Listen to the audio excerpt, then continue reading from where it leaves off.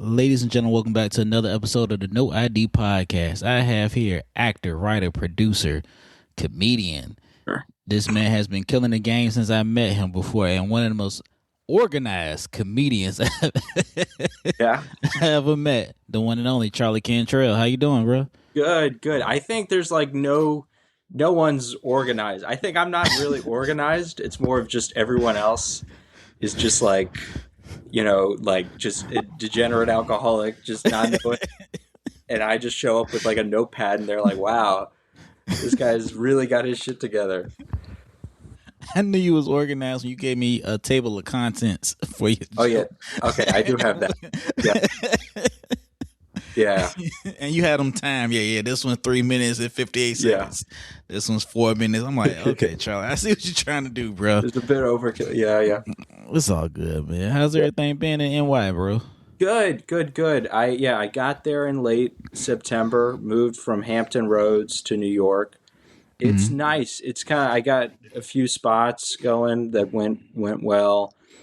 I like it. It's sort of different than what I thought. It's kind of like, you know how in Hampton Roads we have to kind of work a variety of different rooms, Like there'll be you'll do one show and another show.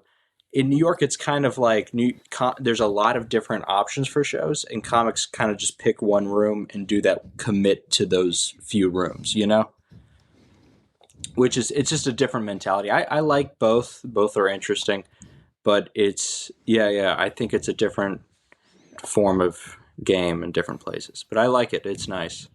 Yeah, man, I be seeing your stories. I'm rooting for you. I see every time I turn around, you got a show, a flyer. I'm like, damn, like, okay, Charlie. Yeah. Thank you.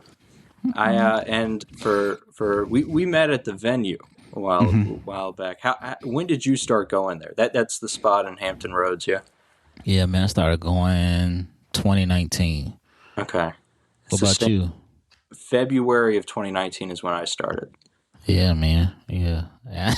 I love seeing you come in because you went straight to work and then you wouldn't stay around. Like, I'm focused. I'm going to spend the night at the dorm. And I'm like, okay, Charlie, you got it. Yeah. I always respected that about you, man, and your hustle. I ain't never heard nothing negative about you, and you always was putting in work. So that's something that I really admire and respect about you, bro. Likewise. I love showing my material on Thursday nights to you and your tag.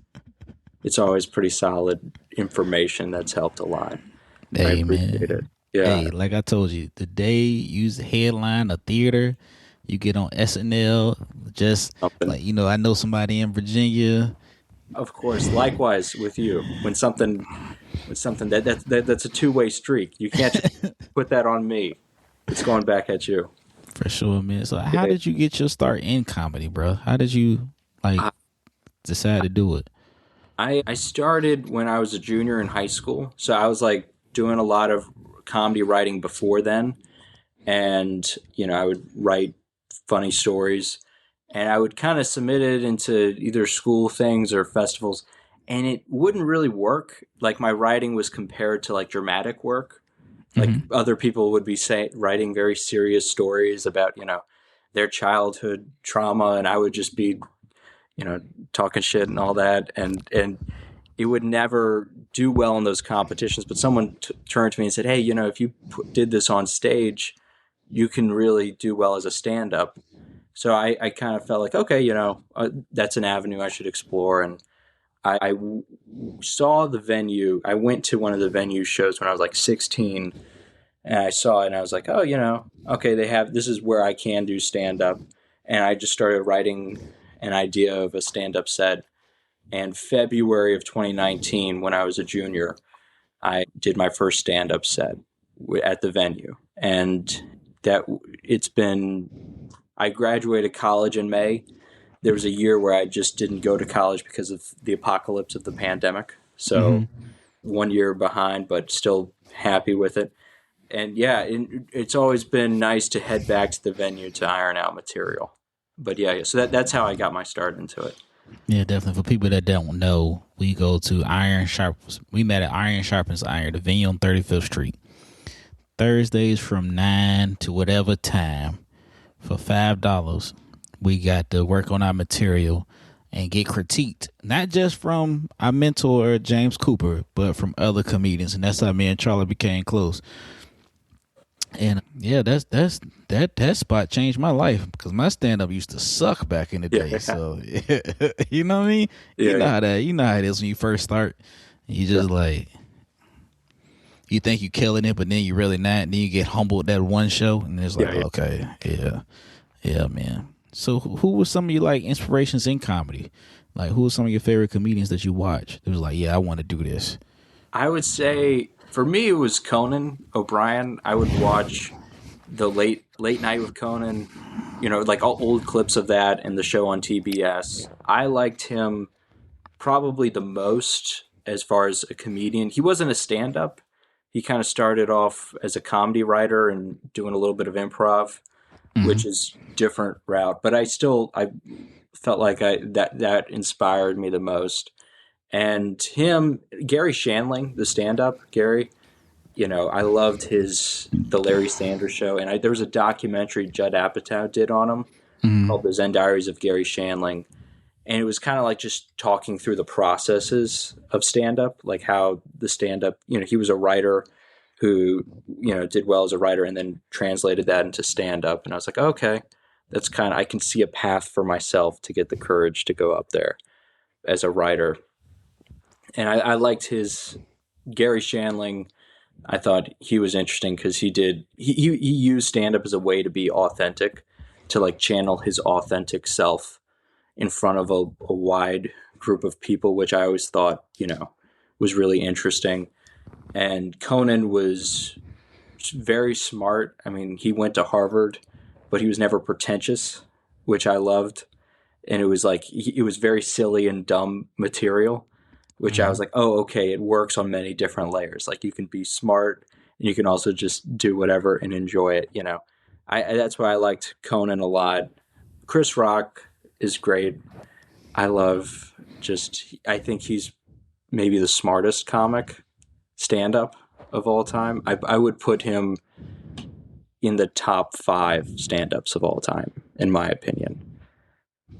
So I think those are and Bill Burr, I would say, but that group inspired me the most, I think. Got a lot in common because I think Chris Rock is genius when it comes to everything. He's meticulous about how he puts together his set. Did you see the thing with him and Kevin Hart were like on tour with each other? Yeah. I think it's like headliners only. Yeah, man. It was like you saw how he was structuring his jokes and everything like that. Is real meticulous. You know what I'm saying? It's just like I said, I gotta give you a flower because you're real meticulous about yours because you would come with your binder of jokes. I don't know. And you would just have them in order, and you knew how to make the cadence and make it flow. And I actually respect that. So you are a writer. I think you writer first and comedian second. So like, sure, seeing that growth was like that. And you said Conan wrote for the Simpsons, didn't he? Yeah. The Simpsons and the SNL for a little bit.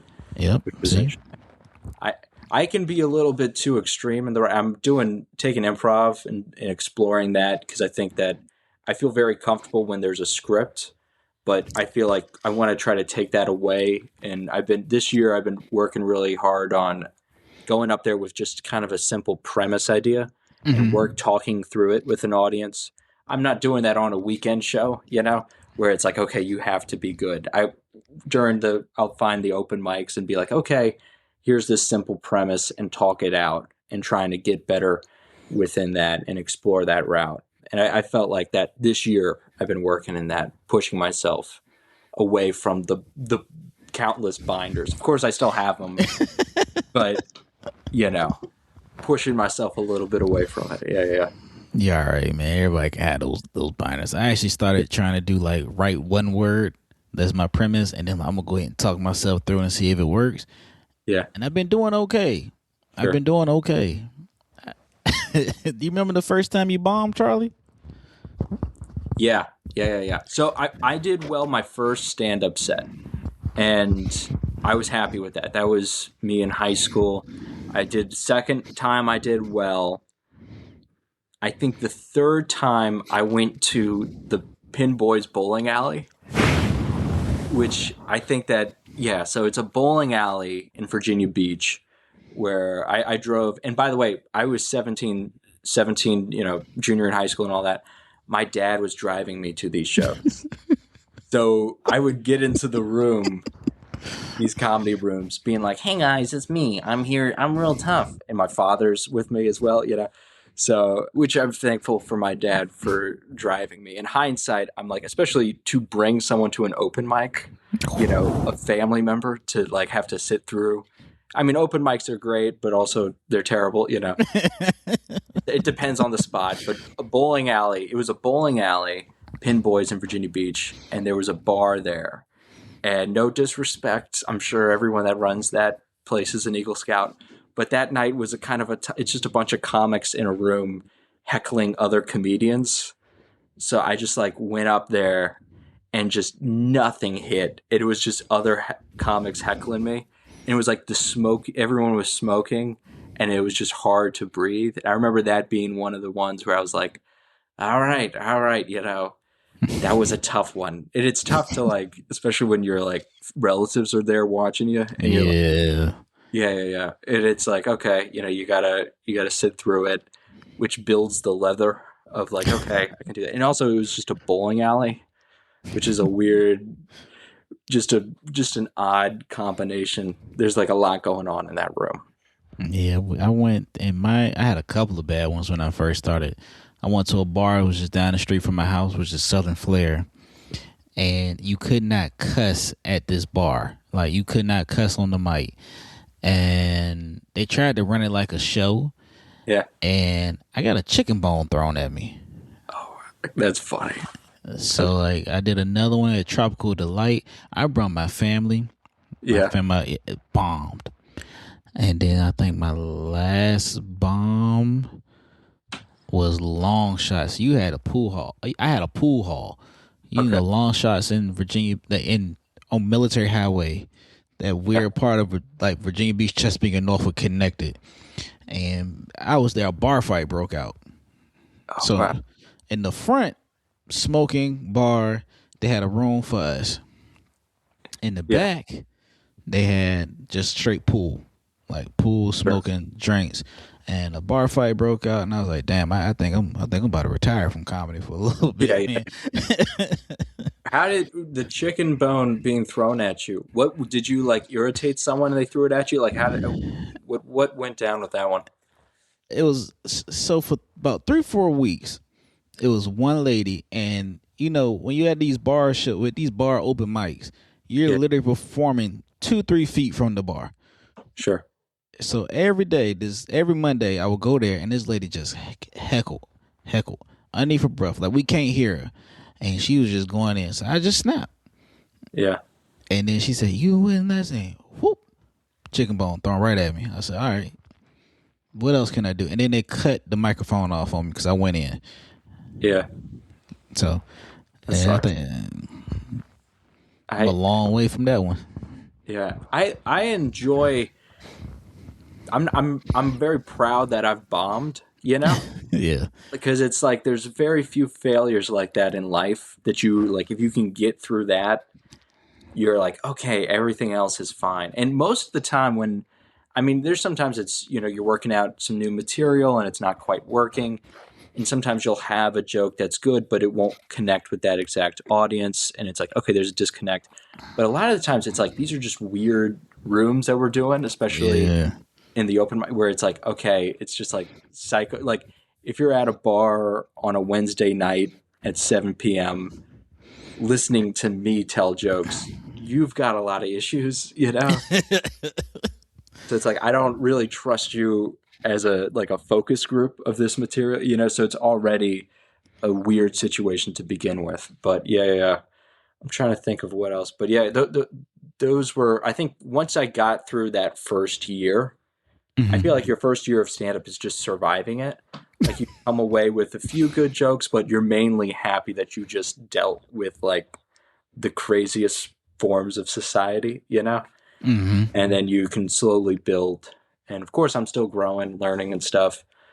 But yeah. Yeah, man, I think like when it comes to bombing, it's different levels of bombing. Like your jokes can be bad, the host can be bad, the comedians before you could have been bad, or you could just be in a room. And this is no shot at no comedian, but a room of full of comedians, they're just not paying attention. They focus on they set or what went wrong on they set prior. So there's Right. nothing you could do. So like, I know it was a room I used to go to on Sundays, and I was like, bro, football season is here.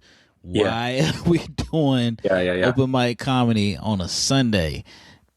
Football season, and they just weren't paying attention at all. I was like, dang, like you couldn't. It was that one, and I think I went to one on a Tuesday or went Jam Cafe. Boy, Kevin Hart could have came out there and said, "Yeah, I'm shooting my new special." Yeah. 100%. Yeah, I always think of like stuff that would work on a Netflix special, and some of these rooms are so bad that it's like, oh, that would bomb in this aesthetic, like the top tier comics would like, yeah, no one's surviving this. And then of course there's like, sometimes it's like, if you say the most screwed up stuff imaginable, the jerks at the bar would laugh. But if you could do a weekend show, that's a nice show, that same material wouldn't work on those weekend shows, Nope. So it's a lot of wisdom and trying to figure it out on like, what's a good laugh, what's a bad laugh, that kind of thing. Yeah, you get those, like you get some jokes sometimes that be like, they just really push the envelope, right? Like when I started 2019 like you did, right? Right. So when I first came on, I would hear a lot of jokes that will push, like really. I'm like, what the hell is wrong with them? They need a hug or something. Yeah. I was like, no, what are you talking about? Like, what do you need to like, yeah, I'm like, but then I seen them do it on like a paid show too. And Sure. I was like, Yeah. yeah, Yeah, I understand that. It's also one of those where it's like, whenever audiences will kind of correct you in what they want of you, like I remember I would do these shows, especially when you're working out the new material. It would be like a bunch of jerks at a bar, and one comic before me would go up and say like, I do all this terrible things and I'm a terrible person, and the audiences would laugh real hard, and I'd go up and I'd start to say, one time I did this wrong thing. And then like they would, because I was a child, like audience members would not laugh. And like afterwards they'd like lecture me like, you should stay in school and not do that kind of thing. And I'm like, this guy, I saw the stuff you laughed at. What's up with that? So it was like kind of, I remember that being, they'll correct you if you go too far out of what they want of you, Yeah, I got a lecture one time. Probably it was last year, because I'll do crowd work if I feel like nobody's paying. I'll go straight at them. Yeah. And the guy was like, "Man, ease up on those white people for a little bit, man. Like this, good gosh, it's funny, but God, you turn us white folks up." I'm like, I'm just talking. You getting mad because you kissed the dog, not me. Yeah. So, yeah, man. Now you act as well too, right? Yeah, a little bit. Yeah, I was in a little brief scene in a blowback movie with Clifton Powell, which was neat. That was cool. And improv, doing a lot of that, which is nice. Stand up is always my favorite, Yeah. And it's kind of like, okay, and I think through doing stand up, you kind of learn a little bit of performance skills, Mm-hmm. Like that's a pretty high pressure environment. So it's like, oh, okay, I'm not having to go for a laugh every how many seconds, when you're when you have to act. So you're like, oh, I can kind of use the skills I learned, through stand up into the performance, which is nice. And improv is a lot of fun as well. Have you done improv by chance? Only at the venue on Thursdays. Okay. That was it. Yeah, I did it through Push Comedy a little bit in college. Mm-hmm. And through Upright Citizens Brigade in New York. And I like it a lot. I mean, I enjoy stand-up more. The community of improv is that you try to make your scene partners look good, So it's a little bit more collaborative, which is nice. Stand-up, you're just kind of by yourself alone, Which I enjoy it the most, but it's like you can go crazy doing that too much, Like it's an isolating experience to a degree, Yeah, one man show literally, Yeah. and I love that. But you work with Cliff. Did you meet Clifton? Did you get to have a conversation with Clifton Powell? Yeah. I met him. He was nice. He was kind of like I think I like saw like a little bit of his work. I wasn't super familiar with it. And I was on set. I think Lamont Ferguson, he was acting in it and they needed someone to like play an FBI agent. It was just a really small scene. So it was nice to be a part of that. Very grateful. That was cool. He was, I mean, I spoke to him like limited, but he was very nice. He spoke to me at the premiere.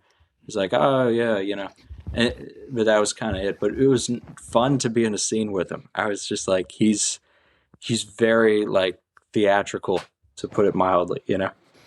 I think he's like one of the most underrated, versatile, range actor out there. Like he could do drama, do suspense. He could do comedy.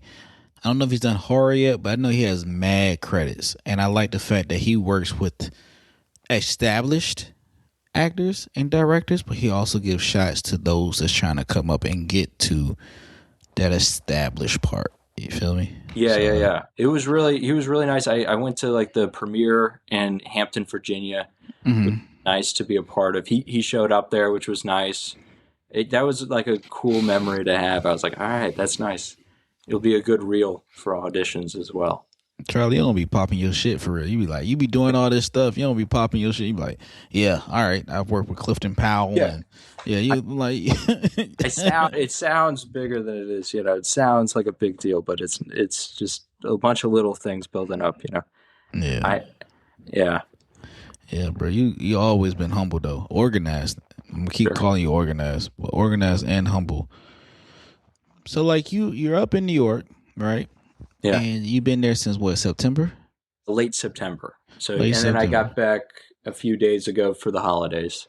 And you go right back up there, man. Yeah. So what is the goal in New York? Are you trying to get on SNL? You trying to become the next Jimmy Kimmel and fight I, for our rights? Or we yeah. I'm not planning on no, not really fighting. Yeah, not a lot of fighting. Just more of just going up there. It kind of just I would say continuing to grow. Like if you look at it from the artist standpoint, continuing to grow as an artist, doing good work I'm proud of. Like I've gotten a lot of material that I've built over the years, and continuing to build and to grow through. I think improv's really nice because taking the classes, you feel like you learn a lot, and it makes me stronger as a stand-up as well. There's a Mhm. lot more options for shows. I the venue on 35th Street is my favorite place that I've ever performed at, just because Likewise. it's that's a home base where I'm like, okay, that was the first time I ever did stand up there. I I performed there the most out of everywhere. When I was in college, I would drive from Williamsburg. I went to William and Mary. I would drive there like almost once a week to iron out stuff on Monday nights. So that was always nice. But yeah, New York, just doing work I'm proud of, I think is the first thing. And whatever opportunities open, the right doors open at the right time, that kind of thing. For sure. So you wait when we get this Netflix special, this Hulu special, or my favorite, this Tubi special, because I didn't send you some Tubi clips. I have a hunch it's going to be Netflix special first, and then I think that's how it usually goes. I think that there's the net. Hopefully, I can skip that route. But you're like, okay, I maybe at some point whenever it's ready. I also feel like having a special out must be pretty tough because it's like I've worked so hard for this material over the years to come and just give it away, and then you never get to use those jokes again, really. And I'm like, Yeah. oh, okay, I kind of want to be able to make, how do I say, if you do one special, I'd like to have enough material to where I could do a second one. Like, so you're still safe and you don't burn all the material. No, I noticed that too. I noticed now.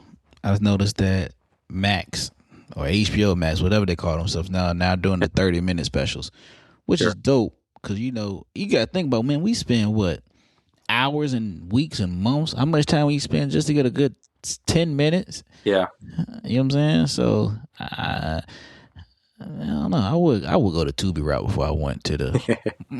Yeah, yeah, You know what I'm saying? Like I would sure. do the Tubi route because nobody got to pay for Tubi. You know what I'm saying? Yeah, Did you watch Chappelle's special yeah, I recently? did.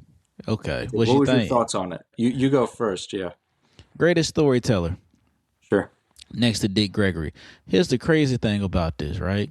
Chappelle released the special, no promos, no ads, no nothing. Just came on the mic during the Anthony Joshua fight and said, Yeah, "Yeah, I got a special dropping after this."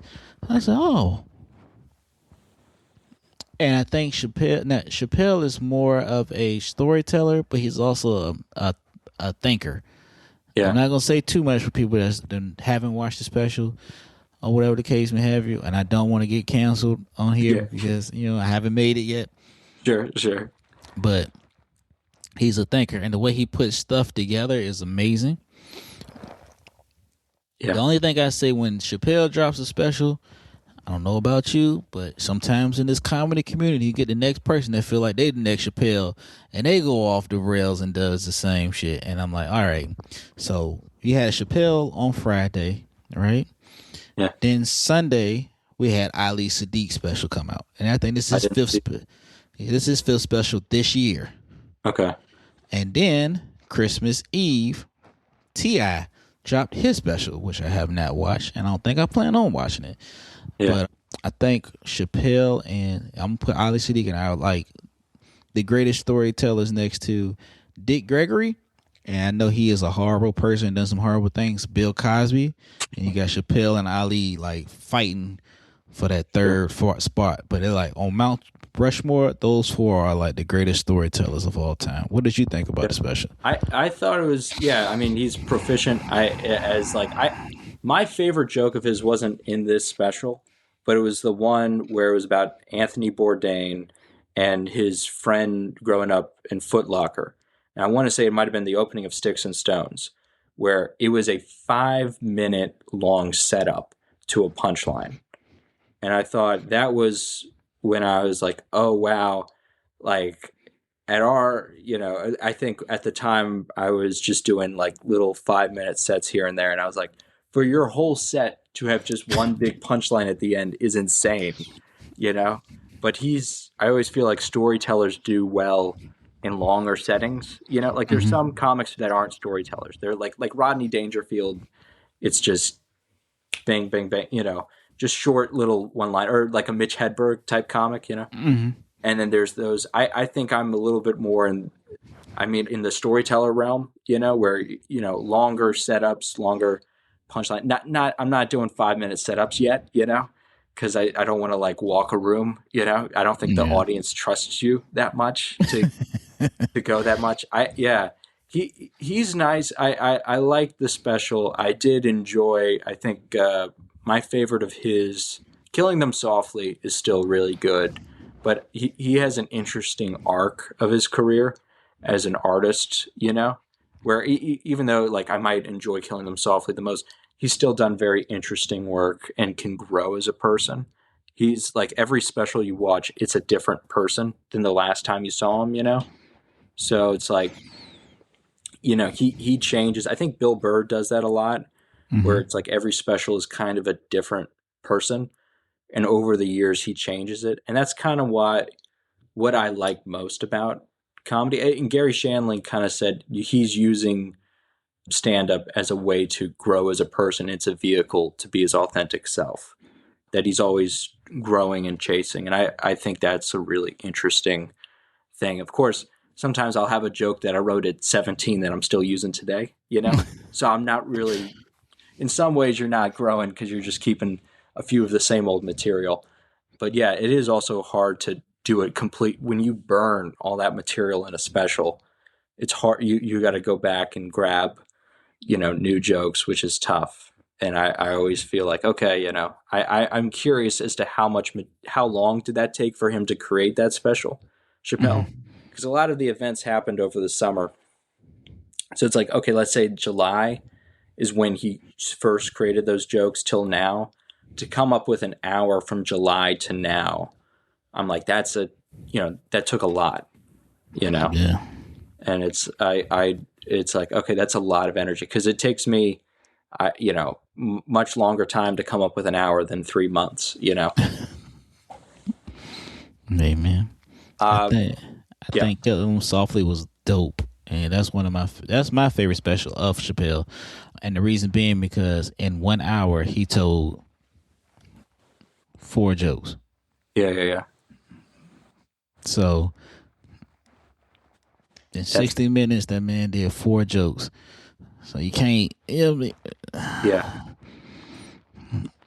I do like Chris Rock a lot. I think that he might be he is a guy who I feel like there's a difference where I feel like Chappelle can kind of talk about a general year in synopsis, while I feel like Chris Rock is different in that he can kind of pinpoint specific events and talk about those events.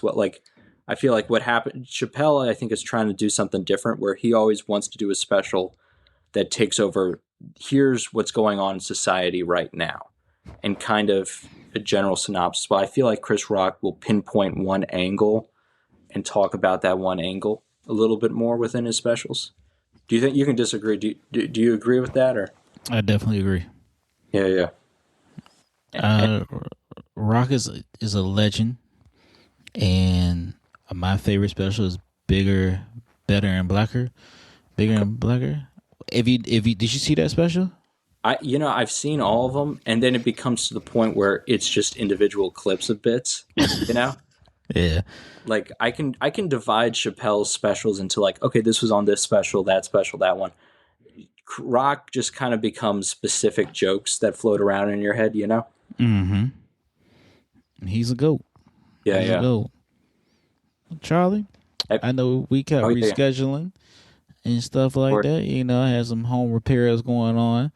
Yeah. So, no complaints. One, I appreciate you not just for giving me this time and being patient, but I also just appreciate you for your work and stuff like that. From the venue to seeing you at Kazi's and doing your thing. And I'm extremely proud of you for being over in New York and taking your gumption and just seem like weekend shows is your thing, man. You just like, thanks, all right, he's at West Side Comedy Club somewhere. I'm like, all right, you kind of motivate me a little bit. I wasn't a junior starting; I was 30 when I started this thing. But I'm extremely proud of you, Charlie, man. I just want you to keep going. Thank you. And if they want to get in contact with you, man, they want to see your stuff. Where can they follow you at? Oh yeah, Instagram Charlie F Cantrell, and there's a website Charlie Cantrell Comedy. I have to add comedy to it because there's two more famous Charlie Cantrells than I. One of them's the guy who owns the smallest horse in the world. So if you look up Charlie Cantrell, that guy will come up first, and then just ignore him, and you'll find me later. If you guys want to follow me, is at Comedian Rome on all social media platforms, at No ID Podcast as well too on all social media platforms. No Ideas the podcast, at Comedian Rome Davis on YouTube. You'll be able to see everything: podcast interviews, stand-up comedy clips, this interview as well too.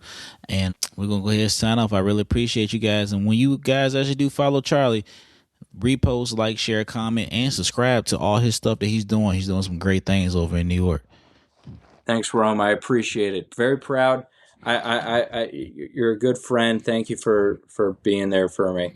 And if you're ever in New York, let me know. And I'll see you next week at the venue. Ironing out. Yes, sir. Yes. My God, let me go ahead and stop.